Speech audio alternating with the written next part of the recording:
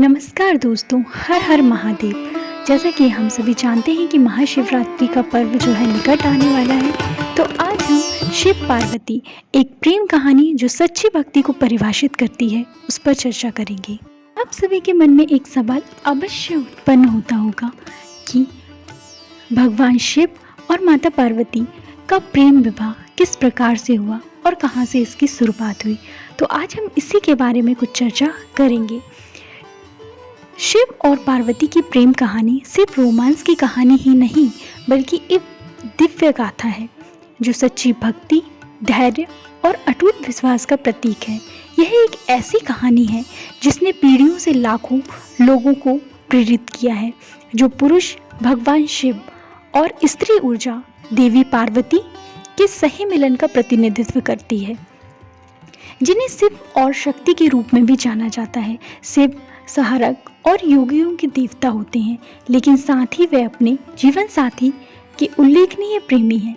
पार्वती एक पारिवारिक देवी है और भगवान शिव के प्रति उनकी पति भक्ति के लिए भी जानी जाती हैं।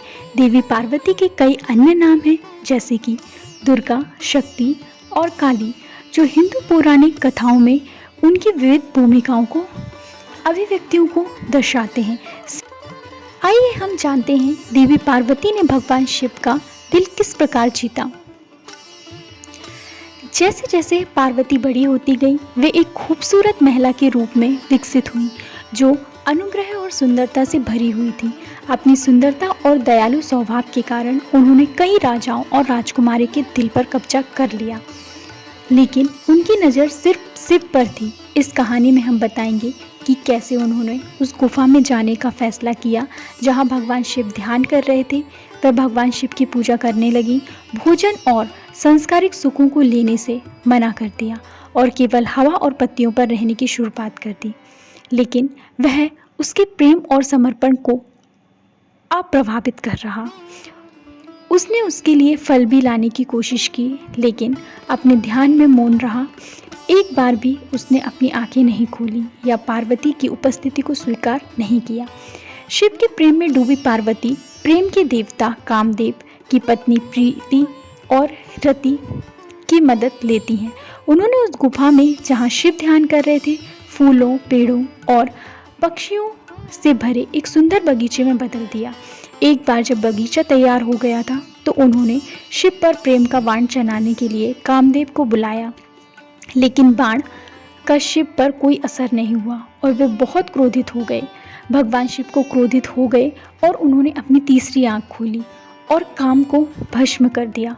कामदेव के विनाश की दुखी पार्वती ने अपनी पत्नी और अन्य देवताओं से कहा कि जब शिव ने उन्हें अपनी पत्नी के रूप में स्वीकार कर लिया, तो प्रेम वापस आ जाएगा।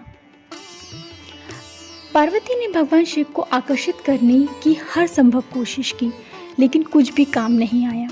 इसलिए उन्होंने वही करने का फैसला किया जो महादेव की पहली पत्नी सती ने किया था। उन्होंने सती से भी कठिन परीक्षाएं ली, अत्यधिक कष्ट सहे।